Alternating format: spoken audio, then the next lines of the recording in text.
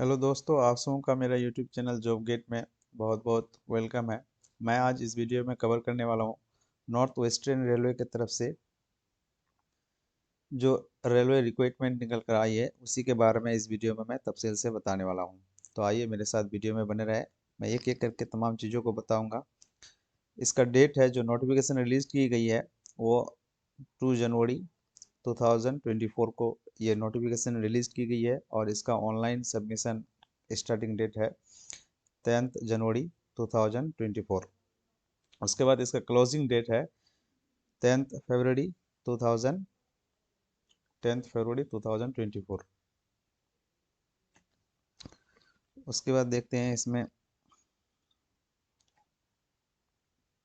इसका जो mode of selection है, सिलेक्शन किस तरह से होगा। Selection will be on the basis of merit list prepared in respect of all the candidate who apply against the notification. The merit list will be prepared for the purpose on the basis of percentage of mark in matriculation and plus ITI mark। यानी इसका जो merit list वो release किया जाएगा तो matric और ITI का percentage को एग्रेड करके इसका मेरिट लिस्ट रिलीज किया जाएगा। उसके बाद देखते हैं किस किस डिपार्टमेंट में और किस किस फील्ड में किस किस वर्कशॉप में कहाँ कहाँ ट्रेनिंग होगा। तो ये वर्कशॉप का नाम है और किस किस इसमें रीजन में है, रीजनल में है, वो यहाँ बताया गया है। यह ऑफिस अजमेर हुआ, बीकानेर हुआ, जयपुर, जोधपुर, अजमेर। उसके बाद बीकानेर एंड जोधपुर में वर्कशॉप जोधपुर वर्कशॉप में ट्रेनिंग होगा। और पोस्ट कितना है, किस किस फील्ड में पोस्ट है यहाँ देखते हैं। ये देखिए सबसे पहले DMR यानी divisional railway manager office Ajmer में ट्रेड जो होगा ये electrical coaching, electrical power, electrical TRD, carpenter, painter, monsoon, pipe filter, carpenter and diesel mechanic. यहाँ पोस्ट देख सकते हैं ये 200 यानी 402 पोस्ट है इसमें। उसके बाद बीकानेर में जितना पोस्ट है यहाँ बताया गया है। बीकानेर में क्या क्या है, filter mechanical, power electrician coaching, electrician TRD, welder, gas welder. यहाँ टोटल पोस्ट है 424। उसके बाद जयपुर में सीट है। जयपुर वर्कशॉप में जो ट्रेनिंग होगा उसके लिए है मैकेनिकल फिल्टर EST यानी इलेक्ट्रॉनिक्स मैकेनिकल, इलेक्ट्रॉनिक जी इलेक्ट्रीशियन। यहाँ टोटल जो स्लॉट है, पोस्ट है, वो है 88। उसके बाद जोधपुर में, ये आप लोग नोटिफिकेशन को डाउनलोड करके आप लोग यहाँ खुद देख सकते हैं। उसके बाद इसमें जो मेन चीज़ है उसको बताता चलूँ।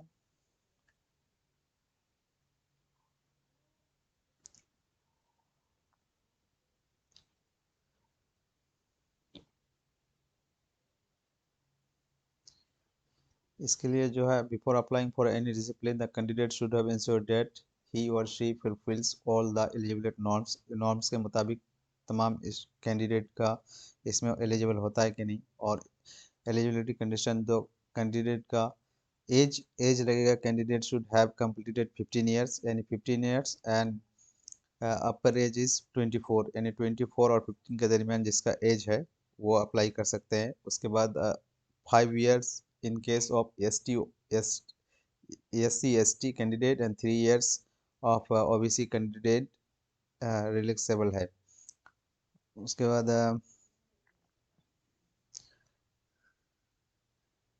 क्वालिफिकेशन है, minimum education qualification candidate must have passed 10th examination or equivalent under the war examination system with minimum 50% mark। उसके बाद उसमें क्या होना चाहिए, also national trade possess national trade certificate in the notified trade issued by national council for vocational training यानी NCVT, और vocational training यानी SCVT से उनका वो ITI होना चाहिए। और payment of fee application fee non refundable है। यहाँ बता दिया गया है all candidate except those mention in below, यानी 100 रुपये करके एप्लीकेशन फ़ी है।